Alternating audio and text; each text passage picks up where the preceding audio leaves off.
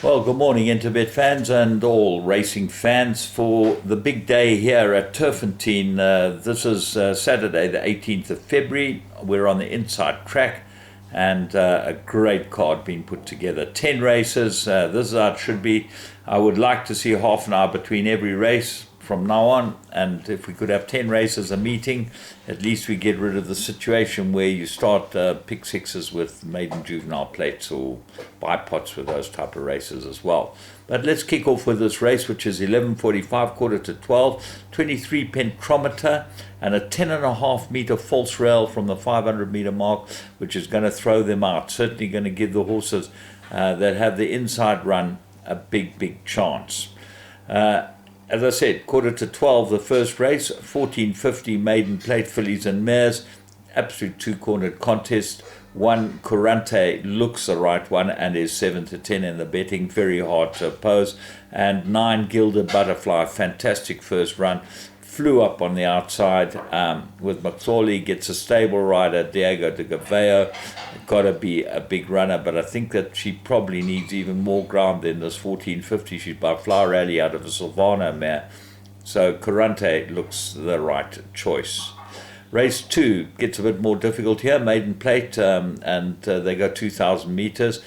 And I think it's between 1 and 2. Leeson got everything in his favour. Ideal World out of a Mullins Bay mare, just shown that the distance is getting to the right side type of trip. And Lucky Hoodlarkus, Chase Moujon, good combination. And Chase knows this horse well. So Leeson, my top choice. But the horse that he's got to beat is Tabua. This Calvin Habib gets to ride for Gavin van Zyl, and Gavin van Zyl, a master of bringing them back from a bit of a break. This horse has had a bit of a break, looks like he's been lined up for this race, and he's top of the speed rating. So he does run on Taboo, and I think he'll run very well. Mike the Cox runner, Jaipa, dual drawn 17, that's not in his favour. Foury's going to have to be at his best to get this one home. And then Satoshi. Have a close look at this. This might be a big improver. Keegan DeMello jumps on for Sean Terry. That's number 14. Race 3, maiden plate, 1,600 meters. And tough races. You've got Pottinger top of the boards, and I think that he deserves to be. Third run after arrest. Looks like the worthy contender. DJ Jr. I thought this has run two very nice races. Danielson sticks with it and looks like an improver. I'm putting him into everything. Let Me Go now gets Mariba because Khan is not riding, and the 1,600 should suit Let Me Go as well. For the Waiho Mowing stable, they're in good form. Then Fire Lord went to KwaZulu-Natal and got beaten in a very weak maiden field, so that doesn't bode well. Viceroy will improve over the 1,400. McTavish, maybe the cheek pieces will improve it, and Miss Otis, some sort of chance. Race 4, graduation plate, 1,450 meters. If it was a little further, I'd go for Castletown in a big way. I think he might just need further, but he's a very good horse, Castletown, number 2 on the card. The distance is what might catch him out. So let's look towards the bottom of the weights, and as you know, it's a graduation plate. Invincible Warrior comes back off a rest for Sean Terry. Got good form, this one. Elusive Current. Got very good form and head of the speed rating. That's number 8. Elusive Warriors number 9. And Caroluma, the stable companion to Invincible Warrior, might be the better of the two. Gavin Larena rides this one again. Course 1 from 1, and certainly looks like she's in the right type of place to be able to win a race like this. But the danger to all of them. Number 1, Captain Lannister. Well drawn at 2. Got ability, this horse, and I think there's a perfect race for him, Captain Lannister, and he looks like he's race fit, which is going to make a big difference. Race 5, graduation fillies and mares, 1,450.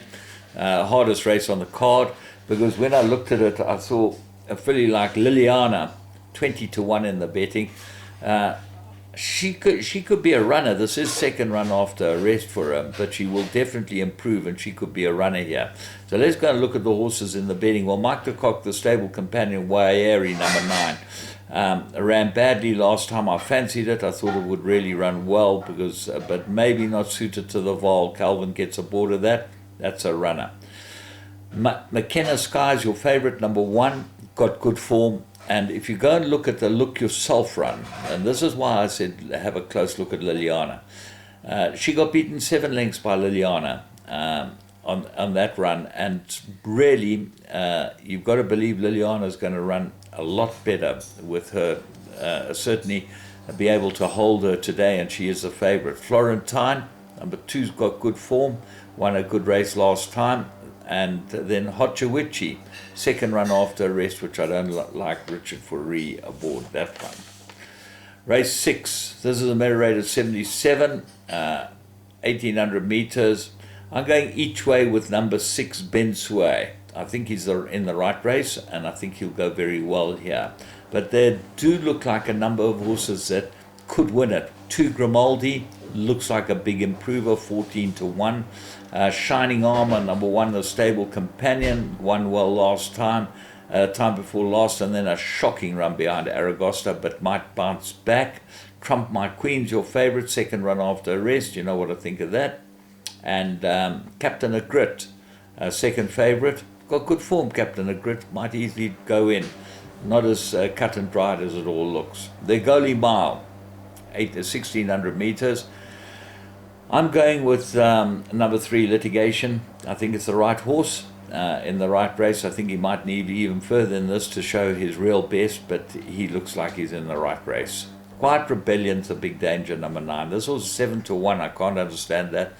52 on his back, impeccable form, and she will be a big improver in a race like this. Wafif, the Stable Companion, got good form, looks like an improver. And then Supreme Warrior, have a close look at this one. The last run was a shocking run, but it won very convincingly his first 2 starts. Got a proper penalty. This horse goes to 90 and got his work cut out, but this will show how good Supreme Warrior is. Race 8, Pinnacle, 1800 meters. Majestic Mozart, very hard to beat. He's always there or thereabouts. He gets a 2.5 claimer. If Brewer gives him a decent ride, he'd be the right horse. Second base came back from Cape Town. Well, that was only 3 weeks ago.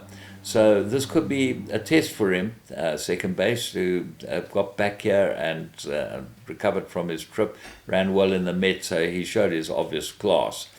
Zilzal, I think, will go well, but second run after a rest, so DeMello has jumped off this one. And it was very interesting to see that DeMello jumped onto second base. I would have thought he had stuck with Zilzal. You Can't Hurry Love, Gavin Larida back on this one. The stable's in cracking form. Fabian Habib, that's number 6. And then Reunion, second run. There's a front runner. Warren Kennedy gets down to 52 to ride this horse. Must be fancied. So not all cut and dried. Race 9, Classified, 1200 meters. And I'm going with each way shot here, number 10, Urban Rock, 14-1. He's come down in the merit rating. If you go back to the Midnight Badger run, it gets 3.5 kilos less for that run, and there's a collateral form line there. So I would have thought that he'll be a very good each way chance. But Corvette Captain and Zanetto, in the same colours, the two of them, I think Zanetto is a front runner. Second run, this might get her. But very well handicapped off 71. Merit rating of 71. Zanetto looks like she's going to be hard to beat. Corvette Captain loves the course, also second run. That's not helping him either. Then we move on to race 10, which is the most open race on the card. 1200 meter classified stakes. Favourite is General Hancock, just won a maiden. Difficult to win here.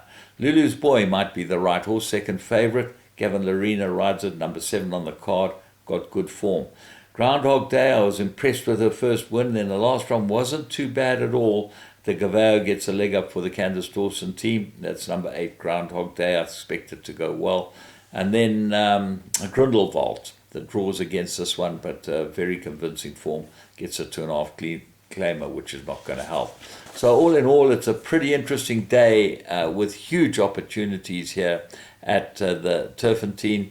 And I hope you all have a lovely day out there, and I hope the weather stays off, because it does look pretty overcast and might end up being a damp day. From me, James Goodman, and the NPEP crew.